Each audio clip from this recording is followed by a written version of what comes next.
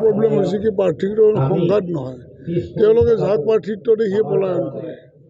এতিয়া কংগ্ৰেছৰ ডাঙৰ কথা হৈছে কি কাক প্ৰাৰ্থিত্ব দিব, কাৰোবাৰ প্ৰাৰ্থিত্ব দিম বুলি তেওঁলোকে যোজা কৰে, মানুহটো পলাই আহি পিছদিনাই বিজেপি বা এজিপিত গুচি আহে।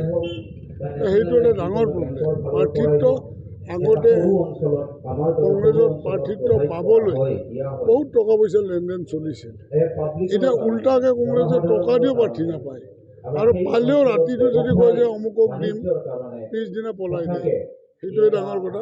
এতিয়া পলায়ন কৰা মানুহখিনি তেওঁক বিচাৰি পোৱা নাই যাক প্ৰাৰ্থী দিব।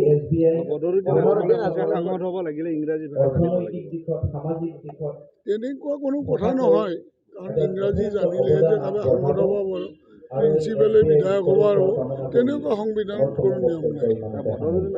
আৰু এটা কথা কৈছে যে UDF কেৱল বিজেপিৰ লগতে এই লোকসভা, সেইটো সঁচা। এতিয়া বেলেগ দল নাই আমাৰ, এতিয়া অসমত UDFৰ বিৰোধীত আছে, আৰু আপোনালোকে দুই একদিনা ধৰিব যিটো বিৰোধী দলপতি বুলি কংগ্ৰেছ আছিল, সেইটো মষ্ট প্ৰবেবলি এসপ্তাহমান পিছত নোহোৱা হৈ যাব।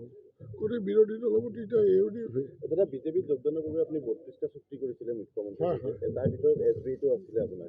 SBটো আছে, কিমানটা পূৰণ হ'ল আৰু কিমানটা বাকী? এতিয়া আমাৰ দুটা আছে মাত্ৰ, এটা আছে টাকলাজান গেট আৰু এটা আছে। এইপিনে এতিয়া মুখ্যমন্ত্ৰীক মই সেইখনো এইবাৰ লিখি দিছোঁ।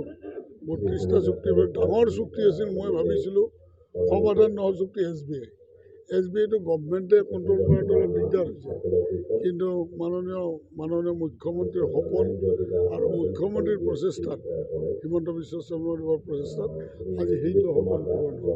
সম্পূৰ্ণ নহওঁতে গোটেইখিনি কৰি দিলে। আৰু আমাৰ মুখ্যমন্ত্ৰীৰ এটাই কথা, আমাৰ মোদী গেৰাণ্টি, মোদীজী যেনেকৈ যিটো গেৰাণ্টি দিয়ে সেইটো হ'বই লাগিব যিকোনো প্ৰকাৰে।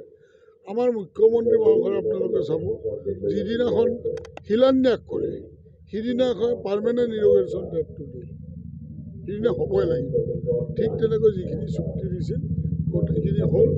এতিয়া আপোনালোকে বহুতে বুবা কৰি আছে অভাৰব্ৰিজখন হ'ব নে নাই। অলৰেডি চেংচন হৈছে, টেণ্ডাৰ হৈছে, ঠিকাদাৰক অৰ্ডাৰ দিছে, গতিকে অতি সোনকালে হ'ব। কিবা তাৰমানে অলপ সুশৃংখলভাৱে এষ্টিমেটটো বনোৱাৰ কাৰণে অলপমান হেৰিত লাগি আছে, গতিকে সেইটো হৈ গৈছে।